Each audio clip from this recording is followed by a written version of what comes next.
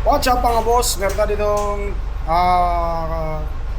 unit na Nissan Premium. Pinabitan natin to ng wood flooring tapos na seat conversion natin to mga busing ko. Tingnan natin kung ano yung mga kinabit natin dito.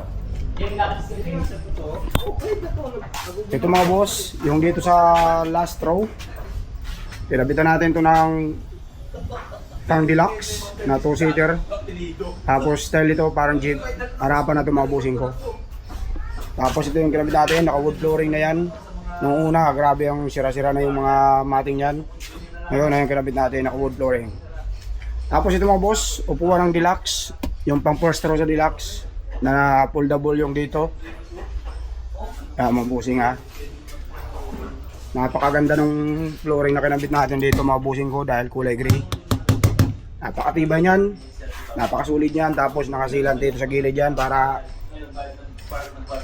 walang tubig na papasok doon sa ilalim. Tapos tingnan natin dito. Yan mga boss, ito yung harap. Tingnan mo lang kung kaganda yung wood flooring na nilagay natin, kulay gray, bagay doon sa upuan. Tapos, seat conversion natin yan, kinonvert natin yung upuan ng Starex. In-install natin dito sa first row. Tapos dito sa second row, ganun din, upuan ng Starex. Yan. Tapos, ito yung upuan ng Commuter Deluxe na first row. Yung nagpo-fold dito. Yan, magpo-fold yan dito mga boss.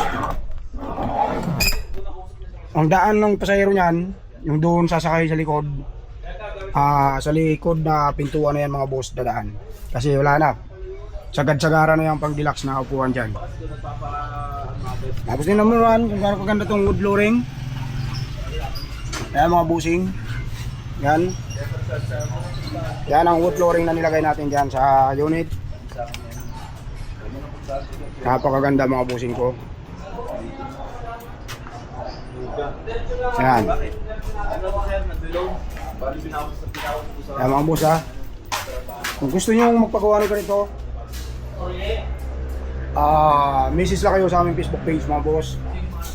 Wood flooring, seat conversion, VIP ceiling, VIP sidings, seat cover, headrest, gumagawa tayo niya mga busing ko. Engine bay cover, at saka mga stepboard na tie concept mga busing.